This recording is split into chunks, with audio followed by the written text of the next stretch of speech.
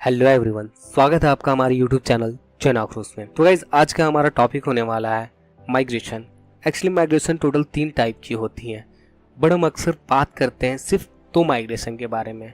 पहला है wealth migration and दूसरा है एजुकेशन माइग्रेशन। बट एक माइग्रेशन ऐसा भी है जिसे हम अक्सर भूल जाते हैं या फिर अक्सर नज़रअंदाज कर जाते हैं, वो है हेल्थ माइग्रेशन। आज का हमारा वीडियो रहेगा बिहार में हो रहे हेल्थ माइग्रेशन पे। बिहार के हेल्थ सेक्टर की हालत इतनी खराब है कि आप इस बात से अंदाजा लगा सकते हैं कि नीति आयोग की 2021 में आई रिपोर्ट के अनुसार जहां पूरे भारत में प्रति लाख आबादी पर लगभग 24 बेड्स हैं, वहीं बिहार में मात्र 6 बेड हैं।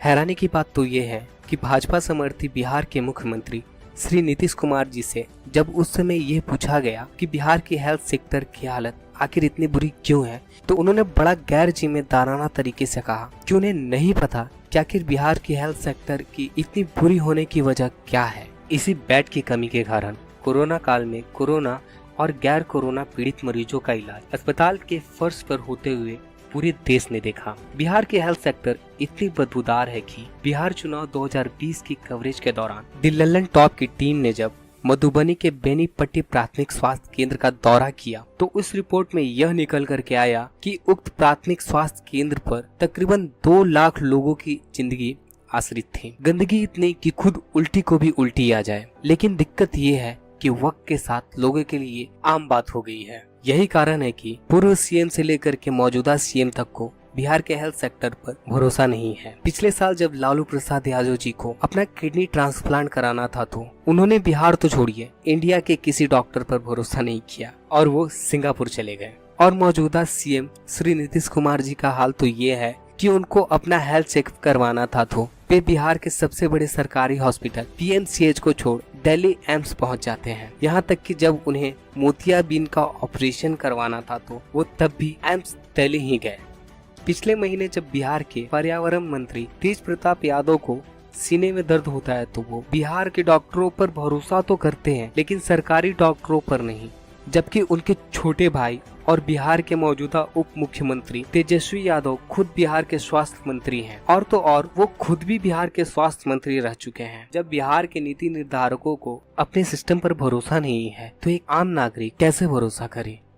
दोस्तों, मैं आपसे एक बात कहना चाहूंगा कि मैं और मेरी टीम ने मिलकर, यानी कि मैं और दिलसाद जी, जैसा कि हम सिर्फ 2 टीम है, एक सर्वे बनाया था। उस सर्वे में हमारे बिहार से जुड़ी हेल्थ सेक्टर के बारे में ही सर्वे था। आप लोगों को अपना ओपिनियन देना था।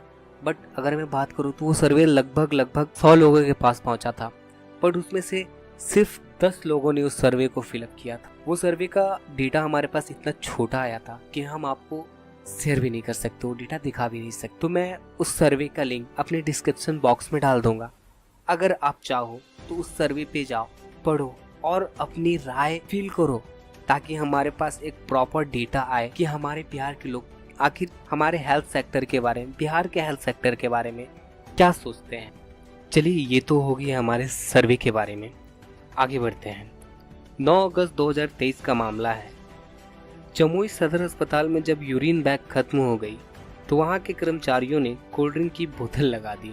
बिहार के लोगों के साथ असली मजाक तो तब हो जाता है कि इसी महीने 12 तारीख को प्रधानमंत्री श्री नरेंद्र मोदी एक सभा को संबोधित करते हुए कहते हैं कि बिहार के दरभंगा में एम्स बना दिया गया है, लेकिन दर हकीकत अभी तक दरभंगा के एम्स बनना तो दूर, एम्स की जमीन का भूमि पूजन तक नहीं हुआ है। इस तरह के मजाक के कारण ठगे गए बिहार के लोग बेहतर स्वास्थ्य के लिए बिहार से बाहर का रुख नहीं करेंगे तो क्या करेंगे।